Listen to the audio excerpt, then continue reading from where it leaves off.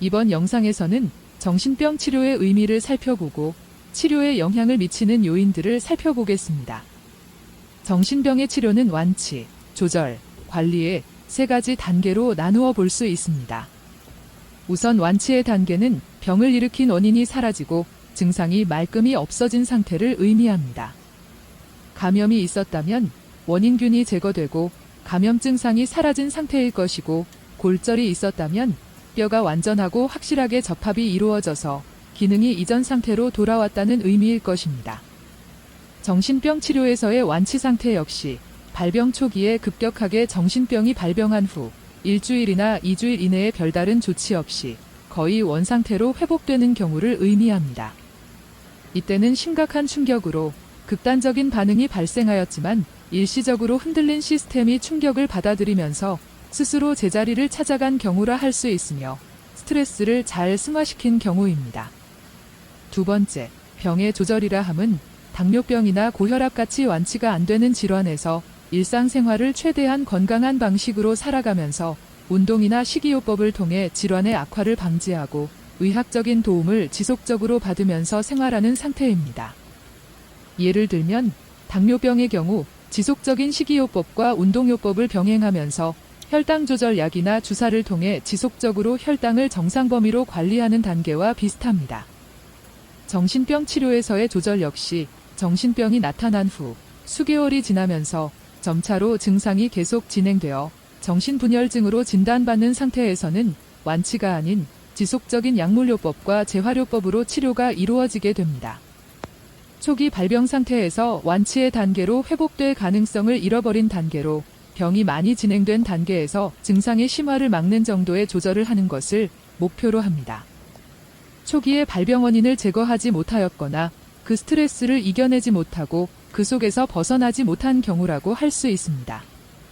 그러므로 정신병 초기 단계에서의 성실하고 적극적인 치료는 매우 중요합니다. 정신병이 나타난 자녀를 보며 속상해하고 방치해두는 것이 아닌 하루빨리 치료에 관심과 열정을 가지고 노력해야 할 것입니다. 마지막 정신병 치료 단계는 관리의 단계입니다. 여러 가지 치료 방법에 반응이 없고 치료 효과도 기대할 수 없을 때는 증상 완화나 악화를 자극하는 요인들을 막아주고 최상의 환경 요인들을 유지해주는 단계입니다. 정신병 발병 후 수년이 지나 만성정신분열증으로 진행된 경우입니다. 병을 앓는 기간이 길어지면서 가족의 경제적, 정신적 상태가 악화되면 환자의 상태도 함께 나빠지게 됩니다. 이때는 완치의 희망을 가지기 힘든 상태이며 일정한 제도나 시스템 안에서 관리가 되어지는 과정에 이르게 됩니다.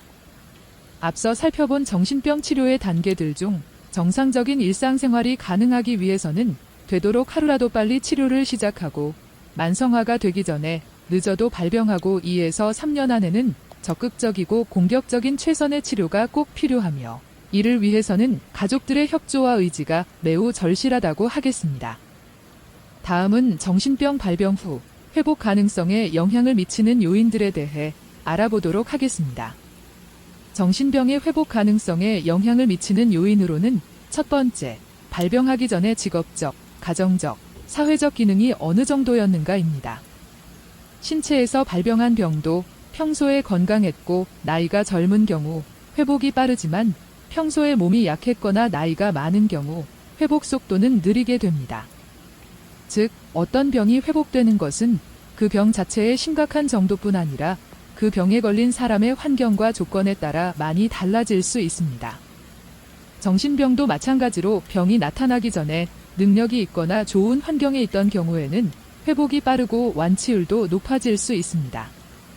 학벌이 좋았거나 유능한 사회인이었던 경우, 사회적으로 성공적인 인생을 살고 있었거나 학교에서 학생으로 공부를 잘했던 사람이라면 정신병이 발병하였다고 하더라도 다시 예전의 기능을 회복할 확률이 매우 높아집니다. 반면에 발병 전에도 지지부진한 인생을 살면서 문제를 일으킨 경우라면 회복 가능성은 낮아집니다. 이는 정신병이 발병하기 이전에 스스로 문제를 해결하는 능력이 치료 상황에도 영향을 미치게 되어 이 능력이 부족했던 사람의 경우에는 정신병 상태에서 벗어나려면 평소보다 몇 배의 많은 노력과 에너지를 필요로 하기 때문입니다.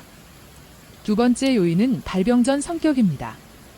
정신병이 발병하기 이전에도 분열적이고 황당한 성향을 가지고 있었던 사람은 그렇지 않았던 사람에 비해 회복 가능성이 낮아집니다. 평소 정리정돈을 잘하고 안정적이었던 사람은 문제를 해결하고 갈등에서 벗어나 안정된 상태로 돌아가고자 하는 노력을 하는데 반하여 평소에 산만하고 불안정했던 사람들은 정신병의 상태에서 벗어나고자 하는 노력이 거의 없거나 미미하기 때문에 병의 회복이 어렵고 속도도 매우 느리게 됩니다.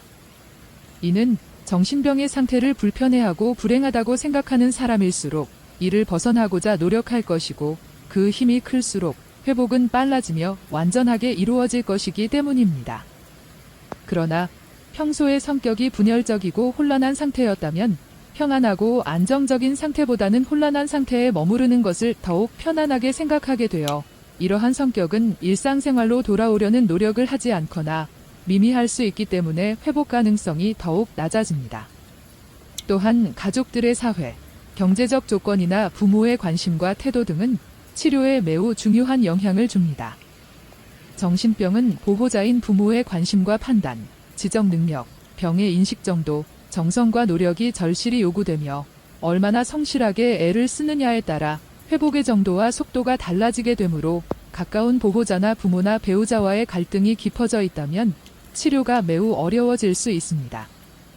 보호자의 따뜻한 관심과 지속적인 배려는 병의 회복에 결정적인 촉진제가 될 수 있습니다. 또한 학생인 자녀의 경우 환경이나 친구 문제가 있다면 이러한 환경을 바꾸어 주는 것도 회복에 도움이 될 수 있습니다. 다음은 정신병 발병 시 처음의 치료 경험이 얼마나 성공적으로 이루어졌느냐 또한 회복 가능성을 크게 좌우합니다. 이는 병의 만성화와 회복을 결정하게 되는 중요한 요인으로 단순히 약물 치료만으로 병을 소극적으로 치료하는 것이 아닌 병의 원인을 찾기 위해 정신분석으로 파헤치고 심리상담을 적극적으로 하여 그 원인을 제거하는 과정을 충분히 진행하여야 병의 재발을 막고 회복 가능성을 높입니다. 첫 발병 후 약을 먹으면 증상이 진정되는 듯 보이고 심리상담도 소극적으로 진행된다면 결국은 치료를 끊어버리고 지내다 다시 병의 재발을 경험하는 악순환이 이어지게 됩니다. 이러한 병의 재발은 환자 스스로 병을 고치려는 의지를 약하게 하고 무력감과 병의 만성화로 이끌게 되어 회복 가능성을 어렵게 합니다. 이러한 만성화와 재발의 늪에서 빠져나오려면 병 발생 초기에 확실하게 적극적으로 병의 뿌리를 뽑아버려야 회복 가능성을 높일 것입니다. 마지막으로 본인의 의지와 노력은 가장 중요한 요인입니다. 스스로 병을 하루라도 빨리 회복하고 정상적인 사회생활로 돌아가야겠다는 의지와 희망이 절대적으로 필요합니다. 또한 그렇게 될 수 있다는 신념과 자세를 갖는 것이 꼭 필요합니다. 정신병이 발생하면 환자 자신보다 가족들이 더 큰 혼란과 시련에 빠지는 것처럼 보이지만 실제는 환자 자신이 제일 괴롭고 가장 큰 절망과 슬픔에 빠지게 됩니다. 그 누구보다 가장 고통스러운 사람은 환자 본인입니다. 그러므로 가족과 치료자들은 환자가 투병의지를 잃지 않도록 힘을 주며 할 수 있고 치유할 수 있다는 믿음을 가질 수 있도록 지속적인 관심과 애정을 가지도록 하여야 합니다. 지속적인 관심과 배려 그리고 무엇보다 믿고 있음을 환자에게 알려주고 환자 스스로 병에서 벗어나려는 노력을 기울일 때 병의 회복은 빠르고 성공적일 수 있습니다. 다음 영상에서는 정신병 치료 유형과 치료에 도움이 되는 조건들은 어떤 것들이 있는지 살펴보겠습니다.